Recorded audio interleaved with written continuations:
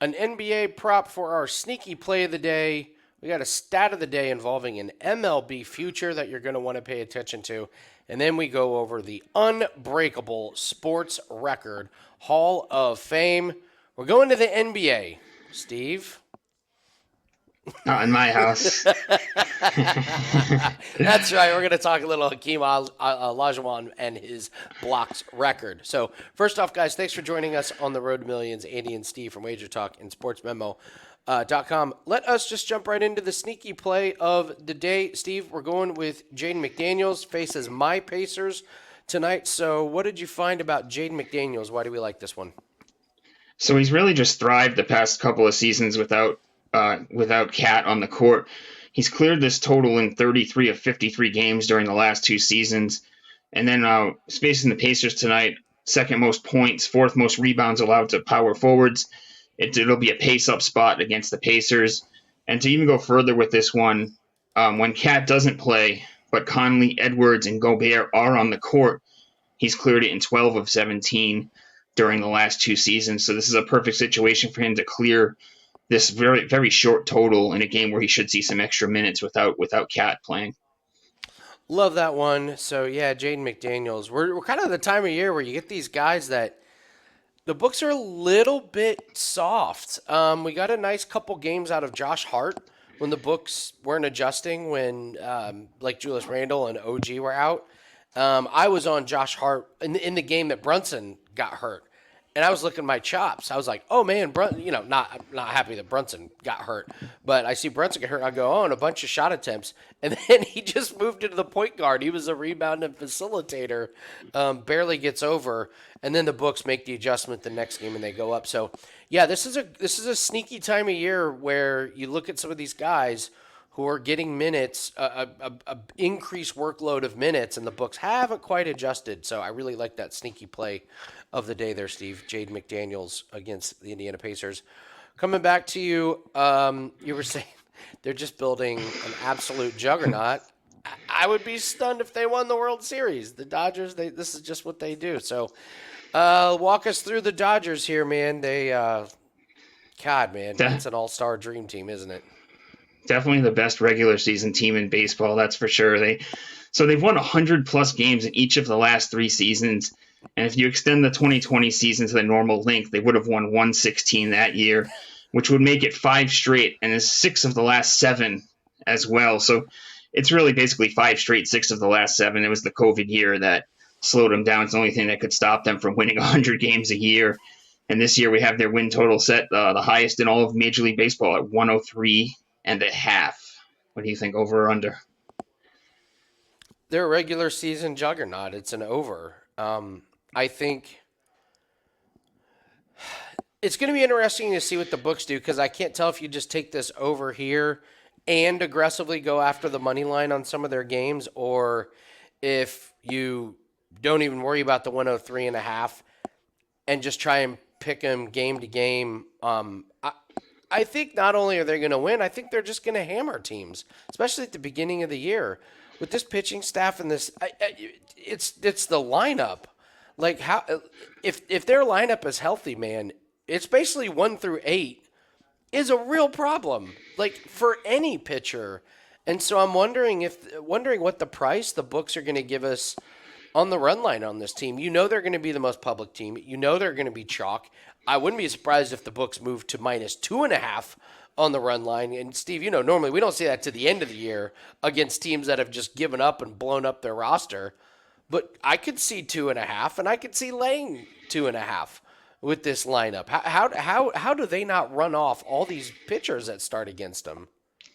Yeah, obviously the addition of Otani goes without saying, but it's like they quietly add Teoscar Hernandez to the lineup as well, who is like a meet heart of the order guy for the Blue Jays before leaving there, and then even the pitching staff, they had Yamamoto, they had Glass now, and then Buehler is going to come back at some point during the season as well. This team's loaded, and you're right, the 103.5. I take the over as well.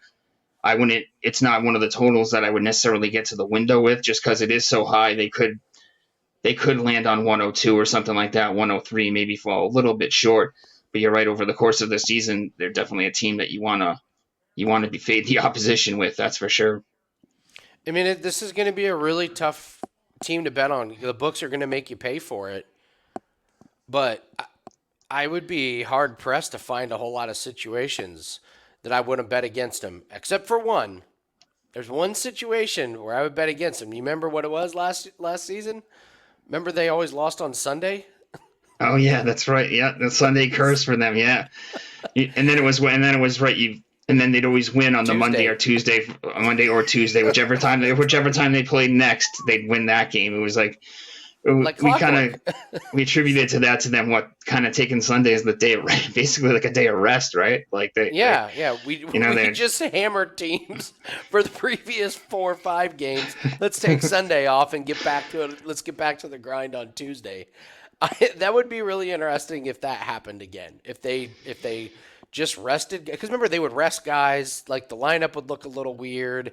They wouldn't give a shit, and they would lose on Sunday, and then they wouldn't play on Monday, and then all of a sudden Tuesday they're the 8-1 winning. So I don't know. It's a trend I'm going to certainly look at, because if you can find a certain day of the week that they rest guys, you're going to get 2-1, 3-1 on the opposition. oh So yeah. so yeah, the Dodgers are going to be a really really polarizing team, and like I said, I wouldn't be surprised if the books kind of go to 2.5 on the run line sooner rather than later. If they come out of the gate strong and they're just putting up monster numbers, I could absolutely see it. So that is your stat of the day and the sneaky play of the day.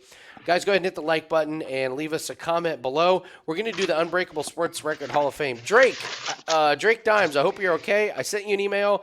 Wanted to get you on yesterday. Didn't hear back from you, so we pushed doing the Unbreakable Sports Record Hall of Fame to today. So, Drake, email back. And if you guys want to do a Sports Record Hall of Fame nominee, leave us a comment. Tell us which one you want to do. Somebody on Instagram reached out and sent me the Tiger Woods one that we did. He, missed that episode. So Oh it's kind really? of yeah, it's kind of crazy. So, yeah, whatever Sports Record Hall of Fame nominee you want to get to us, we'll go ahead and do that. Let's talk about what plays we have up for myself. Promo code Andy25 gets 25% off any package, 3-day, 7-day, 30-day, year-long. I would recommend right now a 3-day or a 7-day. We have a 5% and a 4% UFC play that is up right now. That goes off on Saturday. And I just put up a 4% lacrosse play that goes off on Saturday. So if you want to use it today, get a 3-day. It gets you all the way through Saturday. If you want to use a 7-day, obviously, it gets you through the rest of the week. So we're seeing the sports really, really well. February's been a really good month. 6-3 in NBA plays. NHL just keeps humming along. We're at 65% for the season, and we've cashed our last 5% UFC plays the last 2 weekends. So really, really happy with the work we've been doing. Steve, what do you have up at sportsmemo.com? I have a hoops pack up for tonight. It has a 4% NBA play as well as a 3% college hoops play. I'm on a really nice hoops run, 19-10, number one the last 3 weeks across all sports over at sportsmemo.com. And a nice college basketball run as well, 5-1 run in college basketball. So I'm seeing hoops really well, doing really well with the unders on player props for the NBA.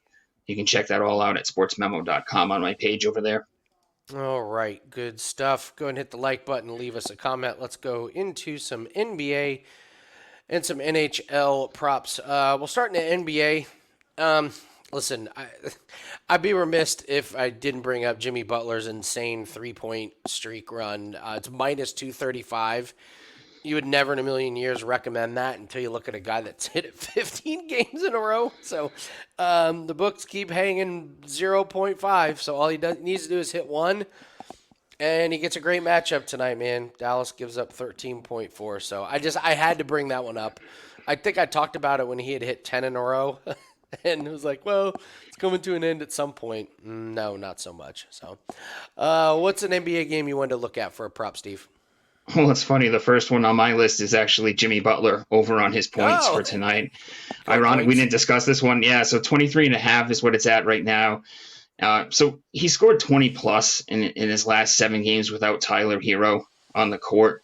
Includes 36 and 27 in his last 2 games. You got the Mavs here giving up the 4th most points to opposing small forwards over the last 30 days, so they're a vulnerable matchup here for Butler, and Butler's going to need to take this one over. The Heat need every win they can get for seeding in the postseason. They don't want to end up in the play-in tournament. Spread sitting at 4.5, so we should see a close game where Butler gets plenty of minutes against a team that has been vulnerable against his position, and he's thrived without Hero on the court. So give me his over on points for tonight, and hopefully he hits one or two threes as well with that, and we'll both cash it. Absolutely. There was a prop I wanted to bring up. I'm really bummed they did make the move to Porzingis. This was at 1.5 3-pointers, and Steve, gosh dang it, they moved it to 2.5. Way juiced to the under, so now I'm just not sure that there's anything you can do with it. So this was actually going to be. I was looking at this one as the potential lazy line of the week because he'd been getting two most nights, but the books beat us to it, and yeah, basically made this unplayable. So real bummer because he was having some really good success, and that was a nice prop we were going to cash. But as always, what do we say? When the books make a big line with that, it's time to lay off or go the opposite direction. But even then, the opposite direction, minus 200.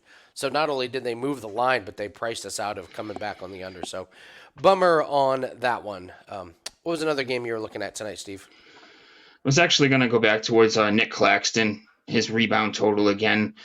Obviously he plays for Brooklyn. You can actually get his under 10.5 rebounds right now for even money at plus 100. If you just look at it, he's fallen short 9 of his last 10, 11 of his last 15. Detroit is quietly 11th best rebounds allowed per game, and he's played them twice already. He's had 11, so he crept over once and then fell well short with 7. Jalen Duren's been pretty good on the boards recently, and he grabbed 15 of them the last time he played Brooklyn. So I'm looking at just riding the trend here with Claxton and staying under. These unders on player props have been my bread and butter for the past month or so. So I'm going to get to go under on Claxton again tonight, even though it's not the toughest matchup. But Detroit quietly, like I said, 11th fewest rebounds allowed to the opposition. Nice, nice. Yeah, 13 and 10 and 10, but most of those other ones 6, 8, 5, 4, 7, 8, 8. So nice one on those tonight. Let's take a look at NHL. Couple of pretty impressive streaks. We'll start with the shots on goal. I talked about him, and I'm kind of kicking myself. I haven't gone to him because he's not only been going over, he's been going way over. Roslovich, I talked about him last week. They're putting him at 1.5 shots on goal, 6, 3, 3, 3, 3, 4, 3. So very, very tough matchup tonight against Edmonton. That being said, I mean, they're fourth in shots on goal allowed, but they still allow 28 shots on goal. So, Columbus is going to have to shoot the puck quite a bit, but I just don't have a whole lot of faith in Columbus to do much tonight. And this minus 174 is a little bit pricey, but again, I kind of missed out on that one. So, what was a game you were looking at for the NHL tonight? Well, speaking of streaks, I was looking at Braden Point for Tampa Bay, and the streak that I'm looking at here is that he's over 2.5 shots on goal in 73% of his home games this season. He just loves the home cooking. And if you look at his trend recently, 9 of his last 10, he's averaging 3.5 per game on 5.7 attempts per game. Calgary bottom 10 in shots allowed against opposing centers in their last 10 games, and they just lost. Another thing that's key here, they just lost a couple of defensemen, Hannafin and Tanev. They've just lost to trades, so they're going to be down on defensemen here. And Point has been on point at home as far as shots on goal go. Just under the, it's about 140, 145 on the juice, so just under where we need to be here, in my opinion. I try to keep it under 150 on the juice, so it's a little bit juicy, but I think it's worth the play since we're still getting it at 2.5. Yeah. Nazem Kadri was a guy that we talked about a while back, and he's been paying dividends. The minus 166 is very, very close to being unplayable. But, you look at he doesn't go back to back. So if you play him and he gets a point, great. If he doesn't get one, you come back and you just play him again, maybe play him for a little bit more. Tampa Bay allows a lot of goals. I suspect this game could be pretty high scoring. And Brandon Hagel's the same way. We rode him for a couple games in a row. Minus 175 again, probably getting to the point where it's probably not playable. But I don't know. You parlay the two of them, you get plus money, and you hope for a shootout, which could absolutely happen with those two teams. So, what was another NHL prop you were looking at tonight, Steve?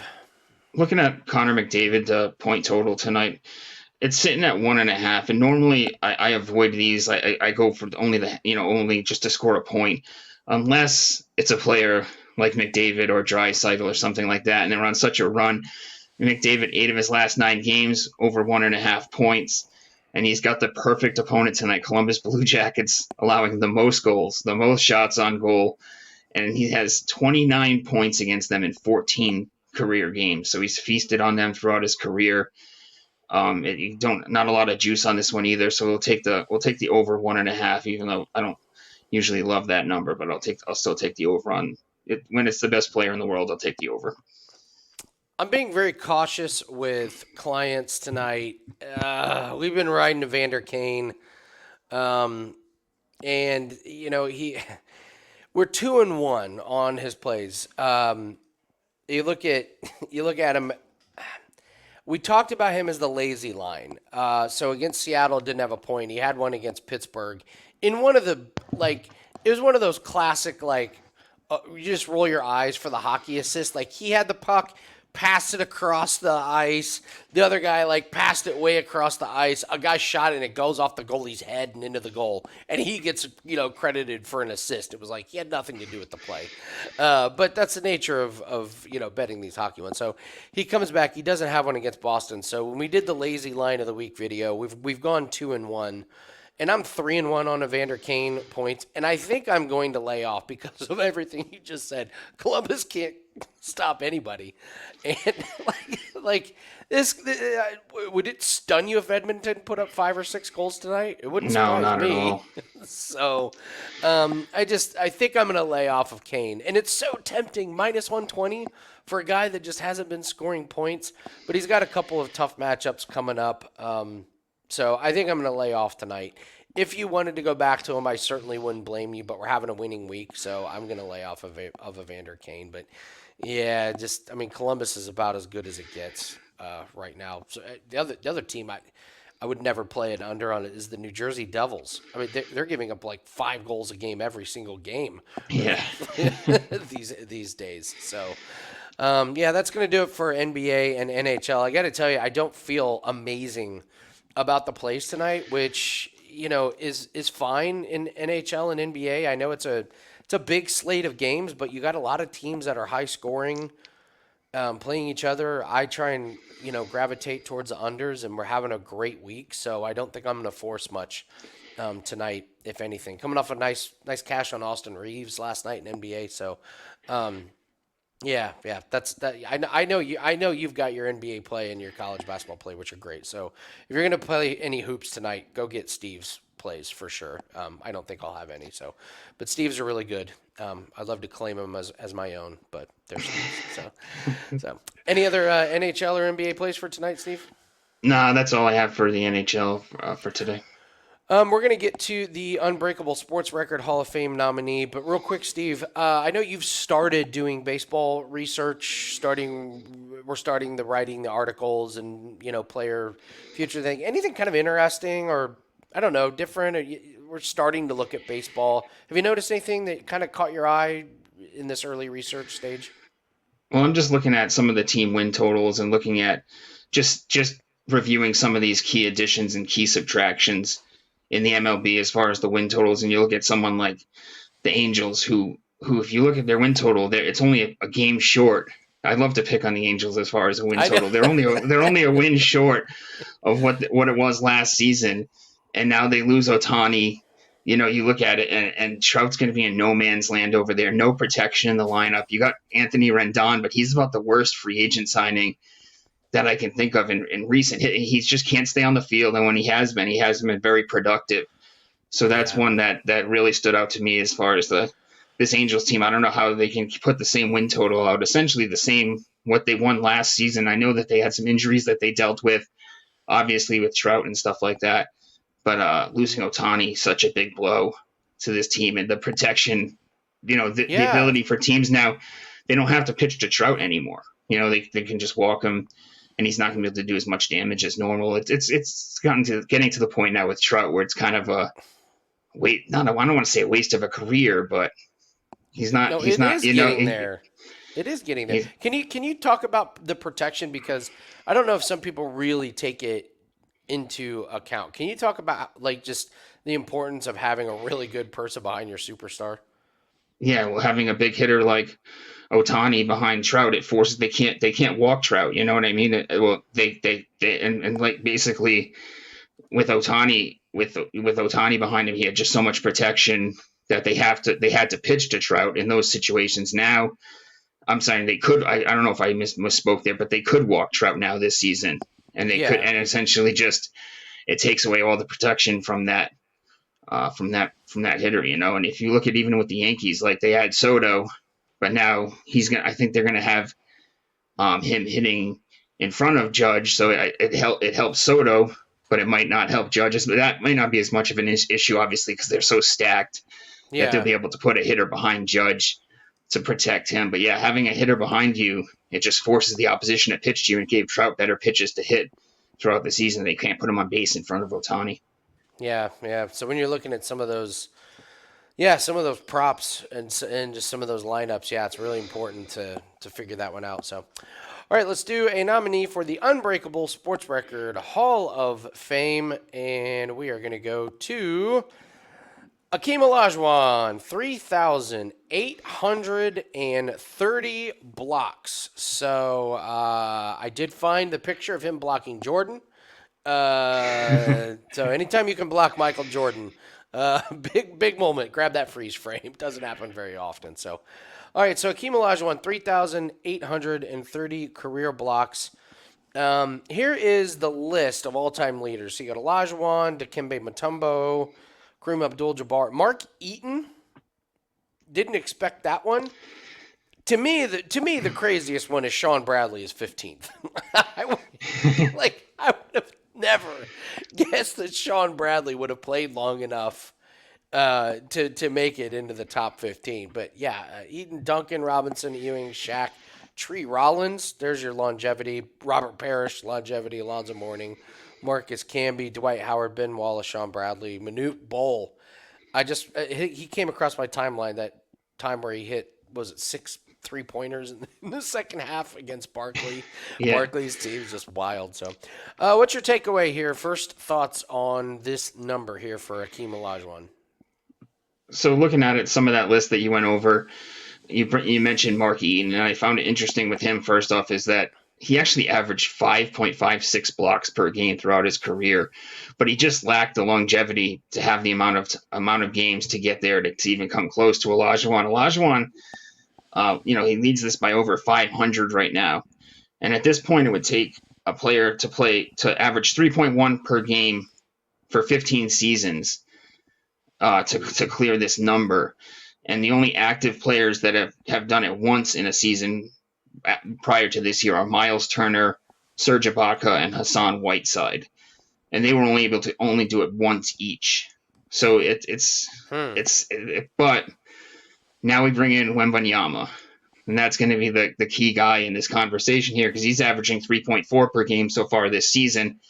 Obviously, not playing a ton of games though, a ton of minutes, and that's the other thing is the minutes restriction for him early in the season where he couldn't where once he gets up to full minutes, it's going to give him an opportunity to even increase that average blocks per game. And it looks like So you came up here's with one money on him. Yeah, so here's the math. This is what I came up with. So he's averaging 3.4 blocks per game. So there's two big numbers here that changed completely the algorithm here. So I don't know what to figure for his average games played per season. I mean, he's not going to make the playoffs if they don't make. He may not see the playoffs for a few seasons with how bad that team is. I mean, he can only do so much. So I thought, okay, 75 games, because yeah, like he's sitting tonight. He's not playing all the games, and he shouldn't play all these games, especially with how young he is and how skinny he is. So 3.4 blocks per game is pretty amazing. You got to figure he's going to do it for a while, but then once he gets a little bit older, probably not going to get there.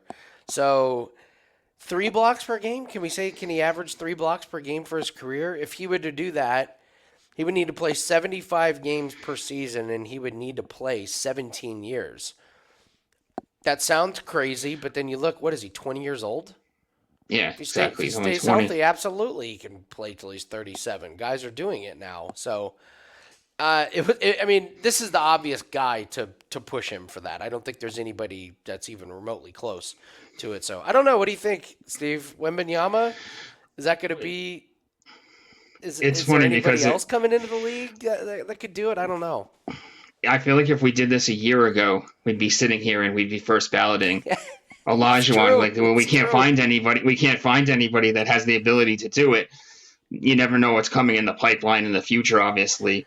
But but with Wemby now in this situation, and keep in mind this 3.4 that he's averaged per game. He's done that. Some of these games he played like 25 minutes. He's on that Yeah. minutes restriction. Wait till they let him play, Yep. 35 minutes a game. Then his blocks will increase per game, which will help him in this category. So it makes me think that this record in a season essentially went from unbreakable to there's a guy that's poised to essentially do it. And like you said, he's only 20 years old. He can easily play till he's 37 if he's maybe he misses a couple seasons with some injuries, some time with injuries that adds up to a couple of seasons. But even that, he could play till he's close to 40. And we just know that as time goes on, these guys can play longer. The workouts, everything, nutrition, medicine, you name it, it just gets better every day, every year. So Yeah. I don't think that this is actually, in my opinion, it doesn't make the Hall of Fame. So you mentioned the 3.4. So 75 times 3 is 225. So based on what I did there, he gets 225 blocks per season. That's why, you have to get to that 17. Let's say he averages 4. We'll just bump it by 1. Well, 75 times 4, that's 300. And so now you're only looking at 13 seasons, 14 Yeah, seasons, and he blows by it. So, like, it's a huge, huge difference if he somehow is able to make that jump from 3 to 4. Obviously, it's probably going to be in the middle, kind of probably more close to that 3 and the 4. You're right. A year ago, I would have said, surefire, move it into the sports record Hall of Fame. I'm with you. I don't think it makes it. Literally because of one player. Literally because of one player. And it's what's amazing. crazy, Steve, is in 5 years we could come back and say Wemby fell off a cliff, or Wemby got hurt, or Wemby now is only playing 60 games a season. So yeah, Olajuwon's gonna like easily keep that title. So I think almost kind of based on this particular time frame of when we're doing it, it doesn't make it, but it could easily change within a couple years. 100%. But we just said a year ago we would have put it in first ballot, but now you look at it like you say something does happen with Wembanyama, then it just shows that there could be a player 5 years from now that comes out that has even a better chance of potentially doing it. So that's why for me it doesn't make it in, because we just if we can't find a guy that could potentially break it, that's normally what gets it in there for us. But there's a guy right there right now that obviously could challenge it.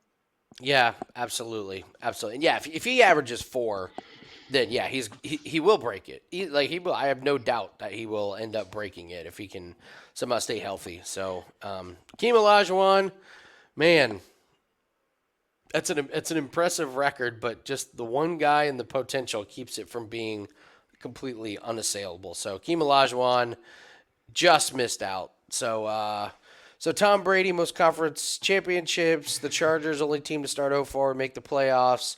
LaDainian, 31 regular season TDs. Derek Thomas, most sacks in a game. The Hurricanes, that's a good one. The offensive scored no TD. So those are the ones that just missed out on making it into the Unbreakable Sports Record Hall of Fame. So, all right, guys, that is going to do it for us on Road to Millions. Don't forget to check out WagerTalk.com. take 25% off of any package that I have. It includes the 5% play for the Saturday and two 4% plays. Go check out Steve if you want to get some hoops action in for tonight. Love his plays tonight. That's over at sportsmemo.com. Good luck on all your plays, everyone, and we will see everyone next time on The Road to Millions. Good luck, guys.